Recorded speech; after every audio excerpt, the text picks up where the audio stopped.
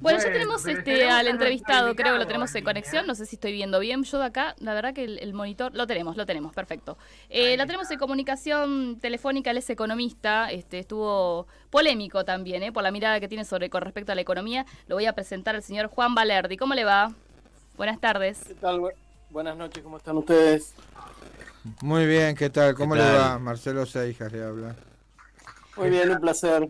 ¿Qué tal, Juan? Bueno, en principio, muchísimas gracias por la comunicación con nosotros, acá con el aire de Radio AMEP. Bueno, con ganas de conversar acerca de la economía, ¿no? La economía que justamente hablábamos previo a la entrevista que estamos haciendo, que está bastante complicada para la segunda mitad del año. Sí, está bastante complicada, pero en realidad la economía tiene muchas, como dirían los que hablan de la inflación, es multicausal el problema de la economía, pero la mayor parte viene de la política y en general es más doloroso y más peligroso las no decisiones de la política que las decisiones o las decisiones de no ir al choque y pedirle al capitalismo solidaridad, conciencia, cosas por el estilo y obviamente no eso no tiene nada que ver con el capitalismo, ¿no? ¿Y cuál es la situación de las medidas que usted ve en relación a las medidas que ha tomado la ministra Batakis? Y veo medidas que claramente apuntaron a tranquilizar a los, comillas, mercados, como diría el Turco Asís, los 4 o 5 fascinerosos que se hacen llamar mercados, y nada para tranquilizar a la gente, ni mucho menos para esperanzarla. Yo fui muy optimista cuando la nombraron a Bataki, fui muy crítico de Guzmán y de Culfas, así que me alegraron ambos cambios. Fui compañero de la facultad de Batakis, y de hecho fuimos a la misma facultad que Guzmán, con lo cual verán qué variadito que es lo que sale de ahí, que es la Universidad de La Plata, pero evidentemente o ella está muy preocupada por los movimientos extorsivos que están haciendo con el dólar ilegal y con otros mecanismos, digamos, bastante a la mano del poder económico y mediático, o no tiene una bajada de línea política para cambiar nada de lo que hizo Guzmán. ¿Cómo está Juan Alberto Letieri? ¿Qué tal, Alberto? Un placer hablar con vos. Bueno, hablamos cotidianamente. Yo más o menos expuse algunas ideas que creo que son bastante coincidentes con las tuyas en la primera parte del programa. Y te preguntaría, ¿se viene el estallido?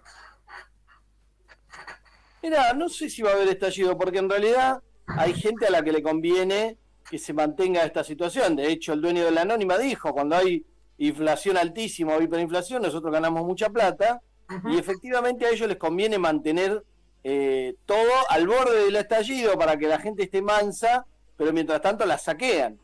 Y esto, digamos, es poco recomendable porque nos va a llevar a que el año que viene gane las elecciones un Larreta, un Macri, y la cosa va a ser 100 veces peor. Así que yo creo que el estallido podría ser una implosión si gana Larreta o Macri el año que viene, y vamos a tener un país al que le va a sobrar la mitad de la población, de la cual gran parte es clase media, no pobres.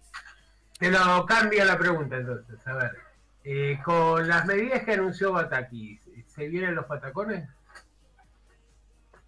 No, porque el ¿No? Patacón, que fue un gran éxito, tenía que resolver un problema que era la convertibilidad, que generaba una caja de convertibilidad donde solo podía haber un peso por cada dólar que hubiera supuestamente guardado en el Banco Central.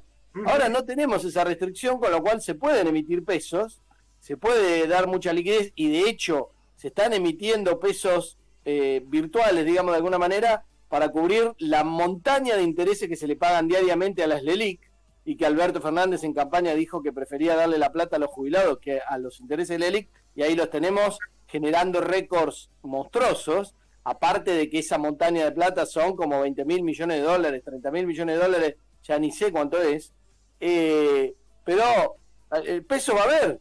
El problema es cuánta velocidad va a tomar la pérdida de valor de esos pesos, ¿no? Claro, pero hay un tema aquí, que la ministra prometió, digamos, ser fiel a lo acordado con el Fondo Monetario, y ya en unos pocos días se ha emitido el 15% de la base monetaria, y que realmente si piensa seriamente gastar según lo que ingrese, con gobernadores, con provincias necesitadas, con movimientos sociales, con intendentes y demás, que en la medida en que no tengan disponibilidad de fondos, en el caso de que cumpla con sus planteos, de alguna manera va a haber que financiar. Sí, pero no te olvides que el Fondo Monetario le pone límites a cuánto le puede dar el Banco Central al Tesoro. Por eso tenemos en estos días otro mecanismo extorsivo, aparte del dólar ilegal, que es los intereses que le piden los bancos por poner la plata en bono del Tesoro, y van acortando los plazos a los cuales le prestan al Tesoro y van subiendo las tasas. Entonces digo, tenemos un problema grave respecto de la bola de nieve que nos dejó Guzmán, la bola de nieve que además está acelerada por la inflación que viene rápidamente acelerándose y no desacelerándose como él dijo que iba a ocurrir. Y entonces, ¿quién desarma esta bola de nieve? Yo no tengo preocupación de que haya problema de liquidez porque no hay plata en la calle. Lo que tengo la preocupación es de que nadie le tenga conciencia de la velocidad que está tomando esa bola de nieve y sigamos acelerándola, aunque el FMI siga exigiendo de alguna manera restricciones y las demás cuestiones que tiene el Tesoro. No te olvides que el que tiene la montaña de la elixir es el Banco Central, y que están pagando ya tasas efectivas anuales del 80%. Entonces, digo, ahí tenemos una bomba. Claro, sé, pero además vos pensás que tampoco hubo una actualización de tasas, razón por la cual otra de las recomendaciones del Fondo Monetario que no se ha cumplido, mucho mejor, por cierto. Pero aquí se plantea un problema, y es que en la medida en que el dólar siga con su escalada y las tasas se mantengan quietas, bueno, hay una tentación a girar rápidamente, a deshacerse de los plazos fijos para correr hacia el dólar. Yo no estoy viendo una caída de los plazos fijos abrupta. Ahora no.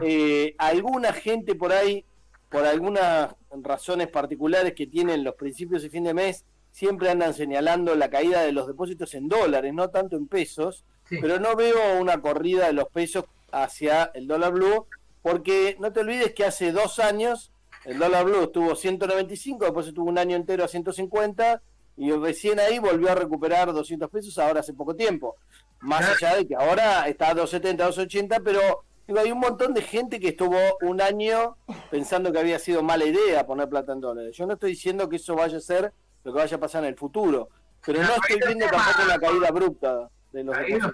Hay un tema primero, que es que la ministra se comprometió a actualizar las tasas de interés, cosa que no es de su incumbencia, de su área, y hasta ahora no se ha hecho. Y en segundo lugar, que toda la etapa de recaudación significativa de dólares, de ingreso de divisas, ya se agotó pasada la mitad del año. Entonces seguramente va a haber menos dólares y va a haber mucho más dinero circulando. Si no se actualizan esas tasas, seguramente va a haber una tentación muy grande de desarmar los plazos fijos que hasta ahora se mantienen. Gracias a que al presidente del Banco Central, Miguel Pese, no le gusta apretar a los exportadores para que traigan los dólares, efectivamente en el primer semestre, que tendríamos que haber acumulado un montón de dólares para hacer frente al segundo semestre, al pago de energía cara, etcétera, etcétera, no los tenemos. Entonces, si seguimos insistiendo en administrar la miseria de la olla vacía del Banco Central y rascar el fondo del sarro, digamos, de esa olla, para ver si le doy dólares o no a este o a otro que me está inventando y me está currando, cosa que pasa siempre, pero ahora magnificada porque obviamente hay mucha diferencia entre el dólar ilegal y el dólar legal. Obviamente, sin que entre los dólares los exportadores, estamos en grave problema y estamos muy fácil de servidos para la extorsión del dólar ilegal y todos los que manejan la entrada y salida de dólares, ¿no? Bueno, les paso las preguntas aquí a los miembros de la mesa. Sí, ¿qué tal, Juan? ¿Cómo estás? Sergio te habla. Hola, ¿qué tal? Ya en otras oportunidades hemos hablado y siempre te tengo una profunda admiración, porque estoy en el conjunto del chat que tiene Juan que marca las notas. Te quiero preguntar lo siguiente, una pregunta sencilla, ¿cómo se frena la inflación? Es decir, al menos un poco, porque la última medición, que fue de 5,3, nos pone con la inflación anual que tenemos más del 36, nos pone abajo de Sudán en el mundo. Digo, ¿cómo es esto? Mira, la inflación se baja con decisión política y con yendo al choque. Eso es como el viejo cuento de hacer una tortilla sin romper los huevos, es imposible. Si vos lo lustrás, los ponés a flotar en el agua, o los acariciás, no vas a hacer una tortilla. Lo que tenés que hacer es ir al choque. ¿Y ir al choque con quién? ¿Con todos? No, con todos no. Con los más alevosos, los más desprolijos, le mandás la FIP encima, el Banco Central, obviamente comandado por otra persona, no por PS, la Comisión Nacional de Valores, la Unidad Antilavado de la UIF y demás, y le mirás hasta la última coma de todos los numeritos que tenga en sus costos, en sus ganancias, en sus movimientos, y algo de señal le vas a estar dando a todos los que se están portando mal. Ahora, si vos siempre te manejás con pacto de caballero, con franela, con reuniones que salen aplaudiendo al ministro, y estás en problemas. No vas a resolver la Me inflación. dijeron que vos, yo estoy de acuerdo como con Pelle, me dijeron que Cristina quiere a Martín Redrado en el Banco Central. Muchos dicen muchas cosas, como todos los que decían que Álvarez Agis era el próximo ministro, y zafamos por suerte. Entonces, digo, hay muchos que se autopromueven, digamos. Y Redrado ha invertido mucha plata en esa autopromoción. Yo no creo que sea el indicado ni el preferido, pero hay mucha gente que seguramente le vendría bien y le gustaría un montón. Estoy seguro que al Poder Financiero no le gusta Batakis. Ahora, tampoco Batakis es bajó de la Sierra Maestra, ¿no? No, pero por otro lado sí ha sido una persona con mucha experiencia en el sector público.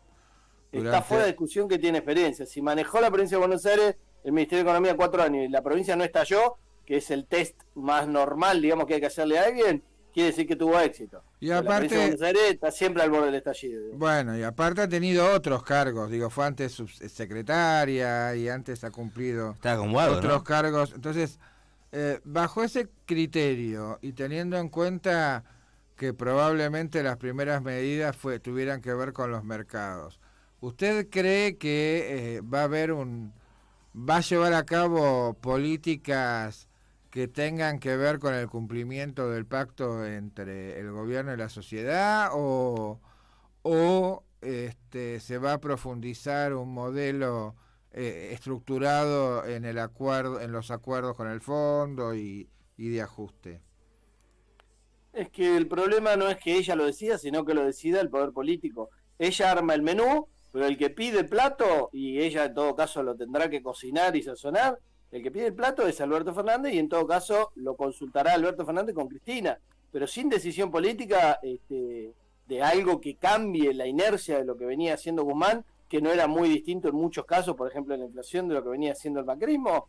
Esa decisión de cambiarlo tiene que hacer el Poder Ejecutivo. Entonces, no, digamos, independientemente del historial que tenga Batakis, si no hay una decisión de Alberto Fernández, yo la veo complicada. Juan, ¿qué quiso la última por mi parte, no? Viste que el presidente en un momento llegó en una conferencia de prensa que dio, dijo el diagnóstico que dijo que teníamos una crisis de crecimiento.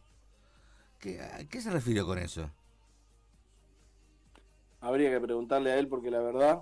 Es raro, ¿no? La crisis que tenemos es una crisis política, y esa crisis política tiene que ver con no confrontar con parte del poder económico que definitivamente no tiene más poder que el Estado. Ahora, para construir el poder del Estado no se necesita solamente tener el gobierno y haber ganado las elecciones, sino también, entre otras cosas, además de usar la lapicera, usar la pauta publicitaria del Estado para construir un mensaje del Estado que no tenga que ver con financiar a los mismos que dicen mentiras permanentemente, que confrontan con la realidad de los argentinos. Entonces digo, si vos no construís comunicación, no decís qué es lo que está en juego y cuáles son las opciones cuando tenés que ir al choque, lo que terminás haciendo son muchos Vicentín. Hay un marco de alianza con China que está implicando el ingreso en los próximos años de toda una serie de capitales para llevar a cabo cuestiones vinculadas al litio, a la energía atómica, a ferrocarriles, etcétera. ¿Cómo ve esa asociación y si va a tener impacto o no en la economía argentina? Recuerdo a Alberto Fernández diciendo hace un poco tiempo que a Putin, que si él quería podía ser la ventana de entrada de Rusia en Latinoamérica, y después recuerdo a la Argentina votando para que lo saquen de Naciones Unidas o para que lo sancionen desde el Consejo de Seguridad y demás a Rusia, y tengo mis serias dudas de que patee el tablero Alberto Fernández con Estados Unidos dejando entrar a China. Todo el acuerdo con el FMI, que es con Estados Unidos, porque el FMI lo maneja 100% Estados Unidos, tiene que ver con una discusión geopolítica que hoy está al rojo vivo y que es Estados Unidos tratando de evitar que China avance e incluso tratando de que retroceda. No tengo duda que Latinoamérica es uno de los lugares donde más se va a resistir Estados Unidos a dejar avanzar a China 1 centímetro. Así que el verso de los 20.000 millones de inversión china, de las mega granjas de cerdo china y muchos otros, como el verso del hidrógeno, que no es de China, pero es otro verso, yo ya no me lo como más. O sea, creo que China es un gran socio, pero por ahora parece ser que estamos alineados con Estados Unidos y por ende con el FMI, etcétera. No veo una decisión de patear el tablero. Juan, te agradecemos muchísimo la comunicación con nosotros. Bueno, pensamos que iba a ser un poquito más alentador esta segunda mitad del año, pero por lo visto seguimos más o menos lo mismo, ¿no? Decíamos al principio del programa, repitiendo esquemas de hace 70 años aproximadamente. Sí, me tenía que haber llamado el lunes pasado, no sino el anterior, que estaba festejando por primera vez un ministro de Economía después de 6 años y medio y ya no me está quedando mucho el festejo. Qué bárbaro. Bueno, esperemos que la próxima vez, que no va a ser lejos que te llamemos, podamos encontrarte festejando de vuelta. Dale, un abrazo grande. Gracias, un gran abrazo. Abrazo.